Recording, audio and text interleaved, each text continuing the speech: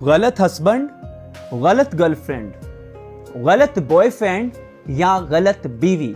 अगर आप इस तरह की सिचुएशन में हो तो ये वीडियो आपके लिए। गलत वो जरूर हैं, लेकिन आप गलत को बर्दाश्त क्यों करते हो? आखिर आपको किसने रोका है? आपके बच्चों ने, आपके रिश्तेदारों ने, आपके खानदान ने, या फिर इस सोसाइटी ने? तो मेरा आपसे सवाल है कि अगर आप खुश नहीं हो तो आप अपने बच्चों को, सोसाइटी को, खानदान को खुश कैसे करोगे? आपका जवाब होगा नो। तो फिर इसका मतलब है सोसाइटी प्रेशर, बच्चों को पालने का प्रेशर, ये अलग चीज है। आपके अपने अंदर ही करेज नहीं है कि आप स्टैंड ले सको। यार, सब्र करना अलग चीज होती है, बर्दाश्त करना अलग चीज होती है, और खिलाफे शरीयत और खिलाफे कानून काम पे चुप रहना अलग चीज होती है।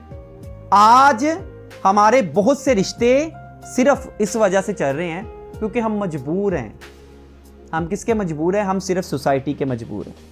सोसाइटी के मजबूर इसलिए हैं क्योंकि एक बार हमें जिंदगी मिली है सोसाइटी के लिए और हमारा अगला जन्म होगा अपने लिए। ऐसा ही है ना? अगर ऐसा नहीं है, अगर एक ही जन्म मिला है, एक ही जिंदगी मिली है, तो अपने लिए जियो ना, अपने अल्लाह को खुश करो ना। सोसाइटी को खुश करने के पीछे क्यों भागते हो? क्यों तरले लेते हो? क्यों तुम लोग अपने माइंड के पीस को खराब करते हो? इबादतें भी ठीक नहीं हो रही, रियाजतें भी ठीक नहीं हो रही, रूहानियात तो दफन हो गई हैं। क्यों? एक गलत रिश्ता हो गया है, एक गलत फैसला हो गया, तो क्या हुआ? अल्लाह ने सिर्फ शादी करने के लिए पैदा किया तुझे? सिर्फ बच्चे पैदा करने के लिए दुनिया में आई थी? या सिर्फ पैसा कमाने के लिए दुनिया में पैदा हुए थे? या गलत दोस्त बनाने के लिए दुनिया में आए थे?